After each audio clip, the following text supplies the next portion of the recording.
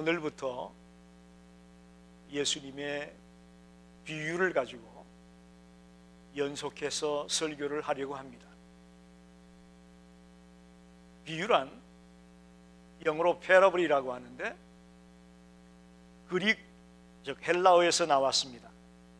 파라볼레라는, 파라라는 말은 나란히, 함께 그런 뜻이고요. 볼레라는 말은 놓다, 옆에 놓다, 옆에 두다, 그런 뜻을 가지고 있습니다. 다시 말하면 비유란 교훈을 목적으로 어느 한 가지를 다른 것 옆에 놓고 설명하는 것, 그게 비유입니다. 그래서 마태, 마가, 누가, 분간복음이라고 하는 이 세 복음서에 보게 되면 비유라는 말이 48번 나와 있습니다. 그리고 히브리서에 2번 나와 있고, 신약에 모두 50번 비유라는 말을 사용하는데 대부분은 예수님이 복음서에서 말씀을 전할 때 비유라는 말을 썼습니다. 그래서 저는 이 예수님의 비유를 가지고 당분간 주님의 음성을 듣고 싶습니다. 예수님이 비유를 이렇게 말씀을 하실 때마다 사용하신 이유는 두 가지라고 볼 수 있습니다. 하나는 말씀을 잘 깨닫지 못하는 사람들을 말씀을 깨닫게 하고 이해를 쉽게 하기 위해서 비유를 사용하신 경우도 있고요. 또 하나는 사람들의 마음을 강팍하게 해서 예수님이 무슨 말씀을 하신지 못 알아듣게끔 하려고 비유를 사용하셨다는 겁니다. 특이하죠. 누구든지 자기가 하는 말을 다 알아듣기를 원하는 것이 스피커의 원래 마음가짐인데 예수님은 그렇지 않았어요. 어떤 경우에는 쉽게 풀어서 다 이해하기를 원했지만 어떤 경우는 당신이 하는 말을 마음이 강팍한 사람들은 깨닫지 못하게 하기 위해서 비유를 사용했다고 되어 있습니다. 그래서 오늘도 본문의 9절에 보면 귀 있는 자는 들을지어다 그랬잖아요. 그러니까 예수님이 하는 말을 다 들으리라고 예수님 생각하지 않았어요. 귀 있는 자는 들어라. 그래서 비유를 이렇게 주님이 자주 사용하셨습니다. 여러분 저를 보세요. 비유에서 가장 중요한 것은 비유가 우리에게 주고자 하는 메시지는 한 가지예요. 한 가지. 오늘 씨 뿌리는 자 이 비유를 통해서 주고자 하는 메시지는 한 가지라고요. 누가복음 18장에 보면 불의한 재판관과 과부의 얘기가 나오죠. 거기 보면 18장 1절에 항상 기도하고 낭망치 말 것을 비유하여, 거기 나오는 그 모든 이야기의 핵심은 기도하다가 낙심하지 말아라. 그게 비유의 목적이에요. 그러니까 예수님이 비유를 사용할 때는 한 가지 목적을 가지고 사용한다는 거예요. 그런데 옛날에는 이 비유를 여러 가지 해석을 했어요. 그걸 소위 말하는 알레고리 해석이라고 하는데, 코에 걸면 코걸이, 귀에 걸면 귀걸이 갖다 붙이는 거예요. 예를 들면 대표적인 게 선한 사마리아인 비유입니다. 거기 보면 선한 사마리아인이 강도 만난 사람을 역 안에 데려다주고 엽전 2입을 주고 만약에 모자라면 내가 돌아와서 다시 주겠다 그런 말이 나오죠. 그런데 그 엽전 2입을 갖다가 알레고리적으로 해석하는 사람들은 신약과 구약이다. 그렇게 아주 여러 가지 방법으로 갖다 붙여서 해석을 하는 거죠. 재미는 있어요. 그 알레고리적으로 해석을 하면 참 재밌어 보이지만 굉장히 위험합니다. 비유는 그렇게 여러 가지를 말하려고 하지 않습니다. 즉 선한 사마리아인 비유는 누가 선한 이웃이냐 그걸 말씀하는 거지, 거기서 뭐 두 엽전은 뭐 신약과 구약을 얘기하는 거고 뭐 이렇게 내 멋대로 갖다 붙여서 해석하는 것은 아닙니다. 그래서 비유는 두 가지 이유 때문에 하고 있다. 하나는 우리로 하여금 쉽게 깨닫고 이해하려고 깨우침을 주려고 비유를 사용하는 경우도 있고, 또 하나는 우리들의 마음을 강팍하게 만들어서 예수님이 하는 말씀이 무슨 말씀인지 못 알아듣게 하는 거죠. 여러분, 이런 겁니다. 지금 처음 예수 믿는 사람, 저 바깥에 있는 사람 보고 천국 그러면 알아듣겠어요? 구원 그러면 알아듣겠어요? 은혜 그러면 알아듣겠어요? 헌신 그러면 알아듣겠냐고. 그런 분들은 우리가 아무리 설명하려고 해도 쉽게 이해 못합니다. 여러분은 지금 마음이 열려 있기 때문에 그런 말씀을 해도 쉽게 이해가 되지만, 그런 자들을 위해서 식물을 이용하고 동물을 이용하고 시장을 이야기하고 그물 던져서 고기 잡는 거 이야기하고 또 돈을 이야기하고 그런 걸 가지고 어려운 진리를 설명하려고 하는 겁니다. 오늘 특별히 첫 번째로 씨 뿌리는 자의 비유를 생각해 보려고 합니다. 이미 설교 제목에 이 비유의 핵심이 나와 있습니다. 왜 똑같이 복음을 듣는데 누군 깨닫고 누군 깨닫지 못할까 하는 것이 그 당시에 예수를 따르는 많은 사람들의 고민이었습니다. 질문 중에 하나였습니다. 왜 이 많은 사람이, 이 많은 무리가 예수의 말을 듣는데 누군 깨닫고 돌아오고 믿고 구원받는데 또 누구는 깨닫지 못하고 돌아오지 못하고 구원받지 못하는 자가 있을까라는 게 그들의 퀘스천 마크입니다. 그래서 오늘 예수님은 이 씨 뿌리는 자의 비유를 가지고 그 이야기를 설명하고 있습니다. 여기 보세요. 씨 뿌리는 자, 농부죠. 농부는 누굴까요? 복음 전하는 자를 말합니다. 메시아를 말하고 사도들을 말하고 오늘날 모든 전도자들을 농부라고 말할 수 있습니다. 그게 씨 뿌리는 자예요. 그 씨는 뭘까요? 말씀입니다. 할렐루야. 예, 씨는 말씀이에요. 어느 누가 되었든 그 씨 뿌리는 자에게 들려있는 건 말씀이에요. 씨는 말씀을 의미합니다. 여기까지는 동일해요. 여기는 뭐 달라질 게 없어요. 그런데 땅은 누구를 말할까요? 사람들의 마음을 말하죠. 듣는 사람들의 마음을 말하는 거죠. 농부나 씨는 동일하지만 어떤 사람은 깨닫고 어떤 사람은 깨닫지 못하는 이유가 어디 있느냐? 마음의 종류에 따라서 누군 깨닫고 누군 깨닫지 못한다는 것을 비유로 말씀하고 있습니다. 오늘 본문에 보면 예수님은 네 종류의 밭을 말하고 있습니다. 네 종류의 마음이라고 생각하면 됩니다. 첫째는 길가밭이 나옵니다. 길가밭. 옛날 팔레스타인 지역에는 밭들 사이에 밭구랑을 만들어 가지고 거기에 주로 사람들이 발로 밟고 다녔다고 해요. 씨를 뿌리다 보면 갈아엎어 놓은 좋은 땅에만 떨어지는 게 아니고 때때로 길가도 씨가 떨어질 수 있다는 거죠. 그래서 거기는 사람이 다녔기 때문에 단단하게 굳어 있어요, 땅이. 거기에 씨가 떨어지면 말라 비틀어져 버리거나 새가 와서 먹어버린다. 그렇게 되어져 있습니다. 즉 쉽게 말하면 길가밭은 어떤 마음이냐? 강팍한 마음을 말합니다. 강팍한 마음이 딱딱하게 굳어있는 사람을 말합니다. 아무리 말씀을 얘기해도 이해하지 못합니다. 깨닫지 못합니다. 마음이 강팍해 있기 때문에 말씀이 들어갈 데가 없습니다. 이런 자는 온갖 잡다한 것들로 가득 차 있습니다. 또 자기 사상, 자기 고집, 자기 욕심, 자기 계획, 하여튼 자기의 모든 것들로 가득 차 있어서 딱딱하게 굳어 있어요.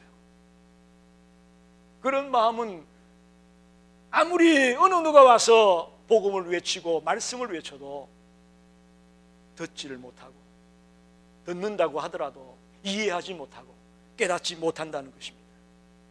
특별히 재밌는 것은 씨앗을 뿌려놨더니 새가 와서 먹는다. 여기서 하나님의 말씀이 던져져서 여러분이 이해하지 못하고 깨닫지 못하면 누가 가로채 갈까요? 맞습니다. 사탄이 가로채 가고 만다. 지금 여러분 들으라고 이 하나님의 말씀을 전하는데, 나 들으라고 이 하나님의 말씀을 전하는데, 우리가 딱딱하게 굳은 마음이 되어져 있다면, 우리가 말씀을 놓쳐버리면 사탄이 채간다는 거예요. 그래서 이 길가밭 같은 마음은 하나님의 말씀을 깨닫지 못합니다. 아무리 들어도 이해하지 못합니다. 그러니 주님을 믿을 수도 없고 열매 맺을 수도 없고 그런 상태로 지나갈 수밖에 없다고 설명합니다. 두 번째는 돌밭이 나옵니다. 돌밭. 팔레스타인 지역은 스케질에 그 암석이 바닥에 깔려 있었어요. 위에는 얕은 흙이 깔려 있어요. 그러니까 겉으로 보기에는 다 좋은 땅처럼 보이지만 실상은 흙은 얇고 밑에는 돌이 있어요. 그래서 거기다 씨를 뿌리는데, 그러니 처음에는 얇은 흙이 있으니까 싹이 잘 틉니다. 또 밑에 돌이 있으니까요, 열을 받으면 그게 따뜻해요. 따뜻하니까 씨가 더 빨리 자라요. 빨리 싹이 튼단 말입니다.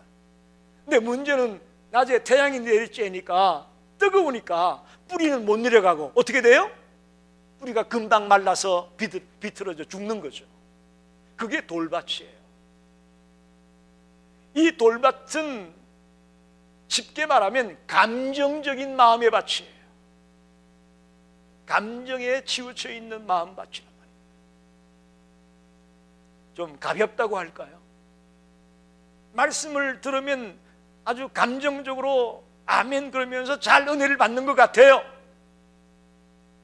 그런데 조그마한 문제만 생기면 언제 그랬더냐 하고 예수도 빠이빠이, 교회도 빠이빠이 떠나가는 거죠.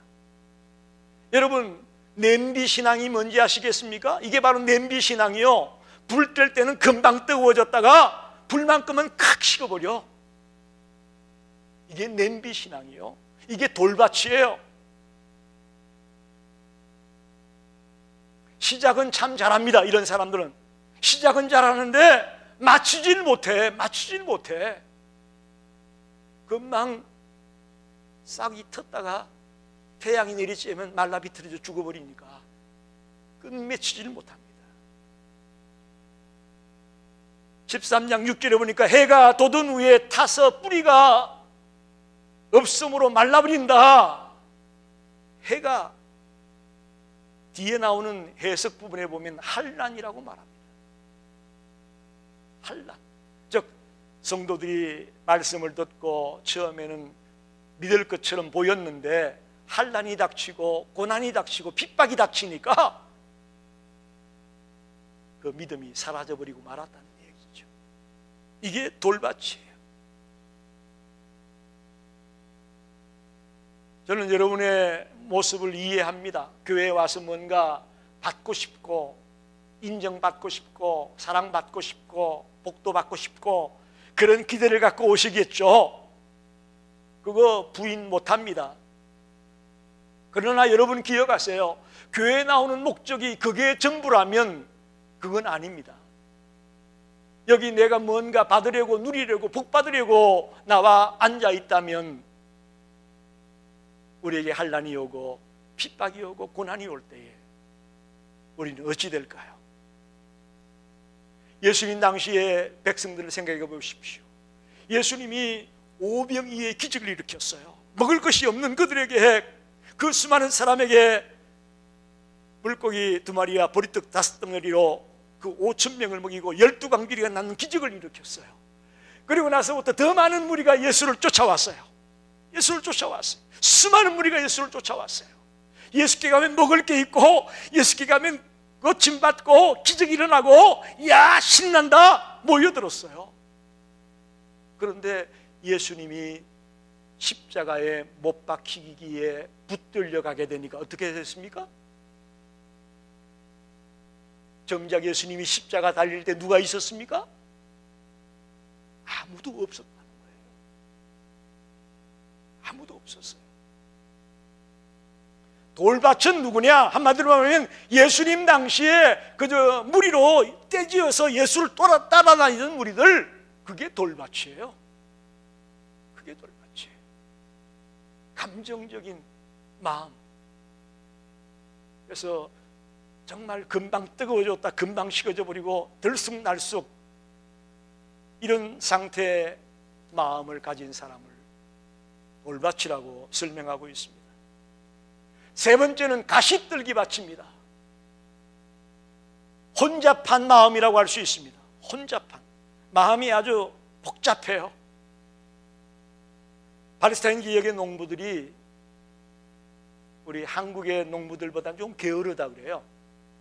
그래서 가시떨기가 있으면 그거는 생명력이 강하기 때문에 뿌리채 뽑아야 되거든요. 근데 팔레스타인 농부들은요, 또 땅에 있는 여기서 딱 잘라버린다. 이렇게 가시떨기 나무를 싹 뿌리채 뽑아버리는 게 아니고 짝짝 자르고 그런 뒤에 씨를 주는 거예요. 처음에는 뭐 씨만 뿌린 것 같지만 그 뿌리가 있던 가시떨기가 자라겠어요, 안 자라겠어요?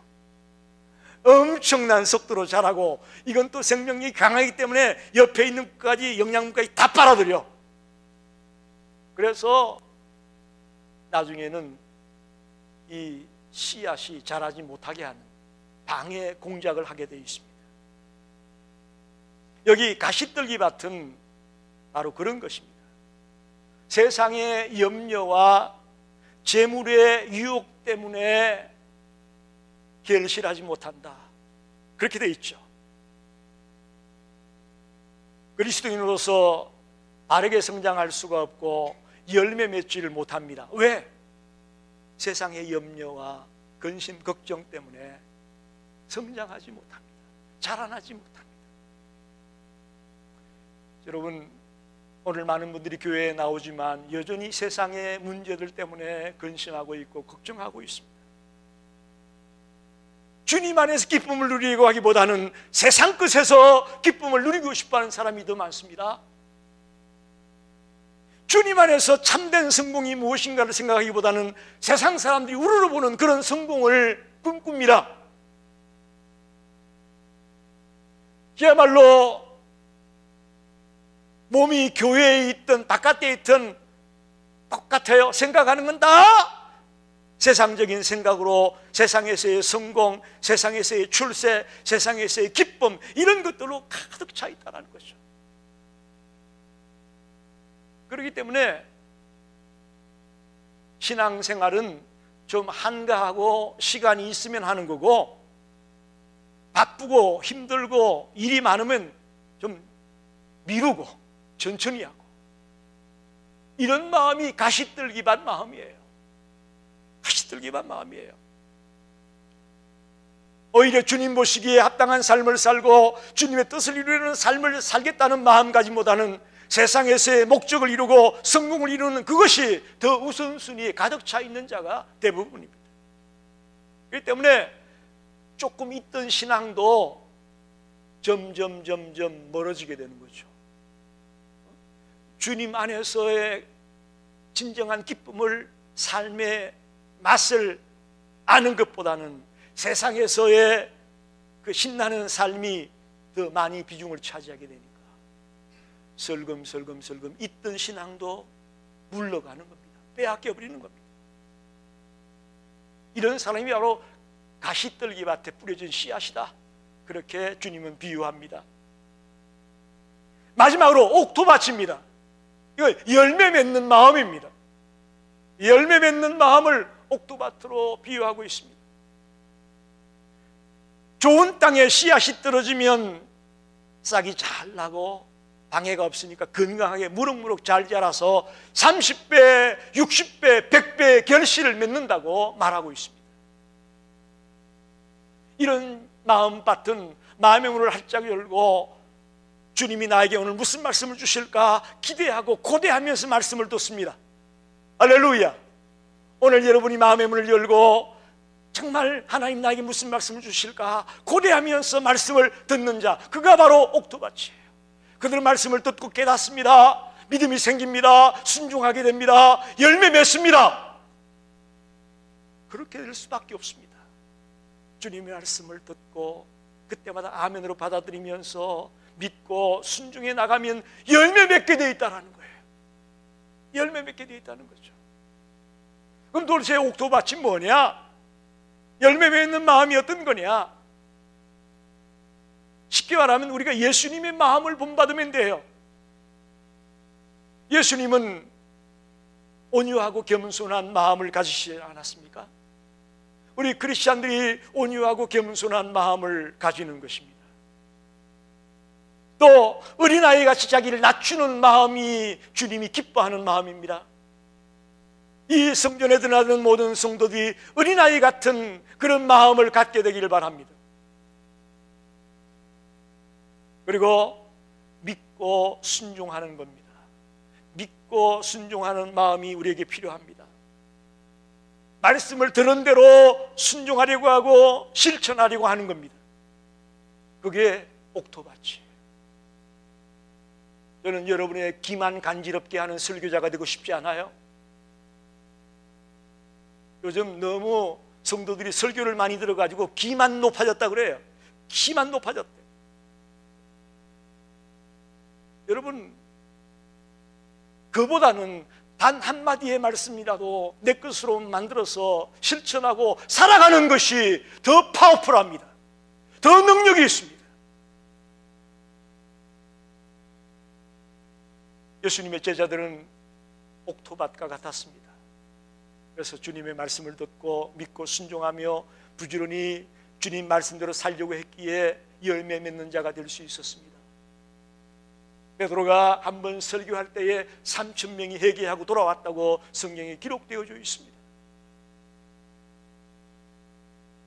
여러분이 아마 이 말 들으면서 나도 옥토밭이 되고 싶은데 과연 나는 지금 어느 밭일까 고민들 하실 거예요. 그죠?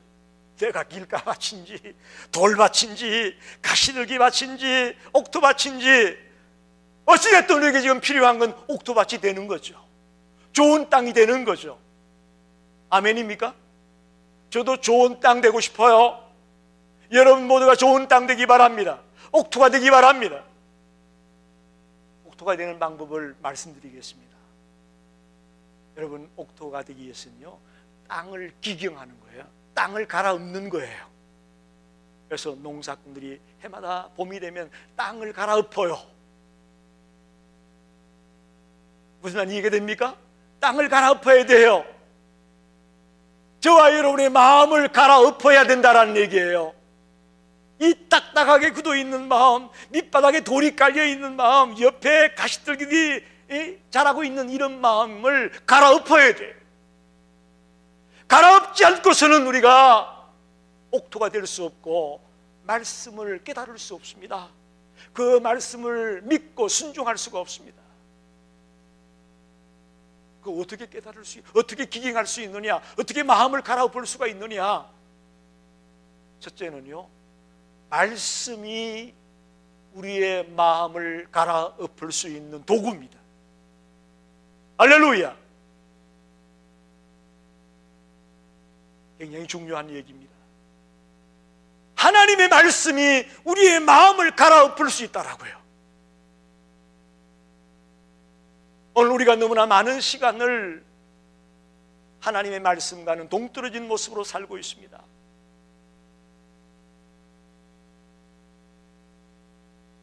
오늘도 우리 아파트에 계신 어르신들과 같이 차를 타고 오면서 말씀을 나누는데, 거기 살고 있는 어떤 구순이 넘은 할머니는 아침에 일어나자마자 꼭 성경을 읽고 묵상하면서 혼자서 예배드리는 할머니가 계시대요. 여러분, 얼마나 멋있습니까? 정말 하나님의 말씀이 우리의 마음을 갈아엎고 변화시키고 새롭게 하는 능력이 있음을 믿으시기 바랍니다. 그런데 우리는 정작 말씀은 제쳐놓고 바쁘다는 핑계로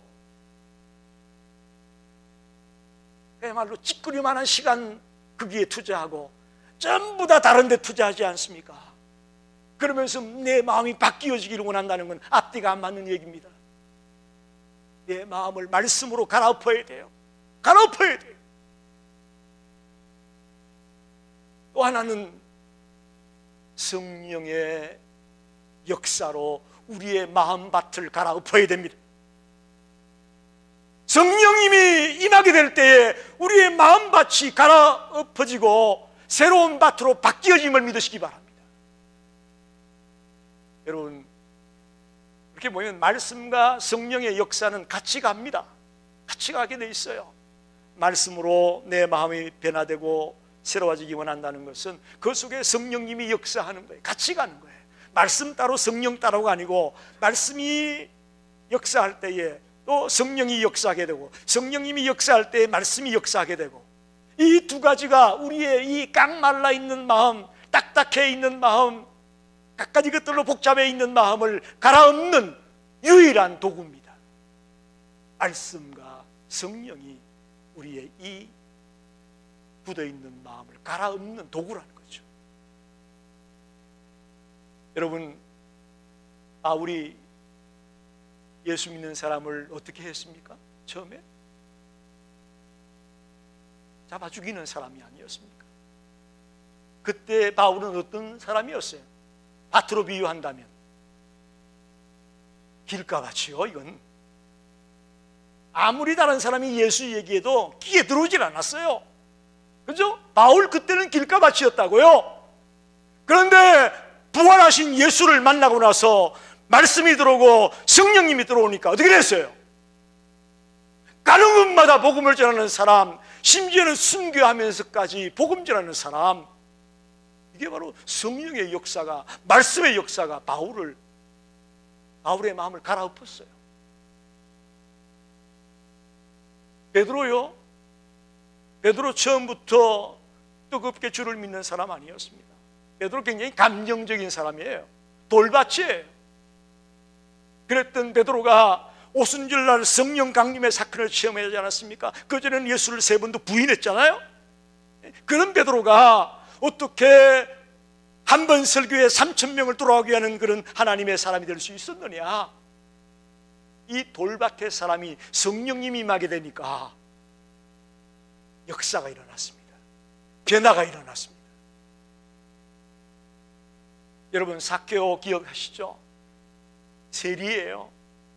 돈은 많았어요. 그러나 염려 근심이 많았던 사람이에요.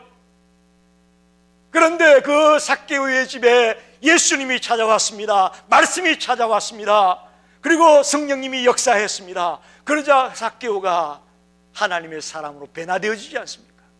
역사가 일어나지 않았습니까? 여러분, 우리도 희망이 있습니다. 우리도 희망이 있습니다.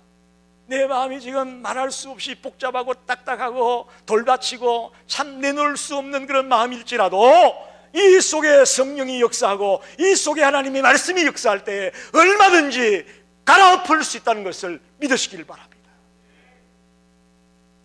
말씀을 정리합니다. 저는 이런 말을 들었습니다. 아버지가 아이가 좀 잘못하니까 아이를 좀 야단을 쳤어요. 좀 잔소리를 한 거죠. 그랬더니 아이가 돌아서면서 하는 말이 또 설교하네 그랬어요. 또 설교하네. 저는 참 속상했어요. 왜 하필 이럴 때 설교라는 말을 갖다 붙일까? 설교가 잔소리라는 얘기예요, 여러분? 오늘 수많은 사람들이 교회에 나와서 설교를 잔소리 듣듯이 듣고 있어요. 그러니 설교를 통해 뭘 깨닫겠어요? 뭔 변화가 일어나겠어요? 잔소리인데. 제일 가슴 아파요. 우리 성도들이 주님 앞에 나와 주님의 말씀을 듣기 원하는데 사모하는데 그걸 잔소리점으로 생각하고 있다면 무슨 깨달음이 있고 무슨 변화가 있겠습니까? 여러분, 우리의 마음밭이 굉장히 중요합니다. 길가밭이나 돌밭이나 가시들기밭의 상태에 머물러서는 깨달음이 없어요. 열매가 없어요. 그러나 옥토밭이 되어진다면 그때부터는 열매가 있습니다. 변화가 있습니다. 역사가 일어납니다. 그럴 땐 깨닫게 된다는 거죠. 하나님의 말씀을 말씀으로 받게 되는 거죠. 거기서부터 역사가 시작되는 겁니다. 아무쪼록 우리는 지금 갈급합니다. 지금 이 시대가 설교 홍수 시대라고 말해요. 인터넷에도 설교 볼 수 있습니다. 마켓에 가면 CD가 늘렸습니다. 라디오에서도 나옵니다. 뭐 틀었다면 어디든지 우리가 복음 들을 수 있어요. 그런데 갈급해요. 이상하죠? 너무너무 많은데 갈급해요. 이건 왜 그러냐? 아무리 좋은 말씀을 들어도 내 마음이 말씀을 들을 수 있는 마음이 아니에요. 내 마음이 그렇지 못해요. 그러니 변화가 없고 역사가 없고 여전히 갈증을 느끼는 거예요. 오늘부터 저와 여러분이 옥토로 바뀌어지기 원합니다. 좋은 땅으로 바뀌어지기 원합니다. 하나님의 말씀을 통해 성령의 역사를 통해 마음을 갈아엎읍시다. 그럴 때 우리가 깨닫게 되고 믿고 순종하게 되고 열매 맺는 30배, 60배, 100배 결실을 맺게 되는 그런 역사가 일어날 것을 믿습니다. 기도합니다.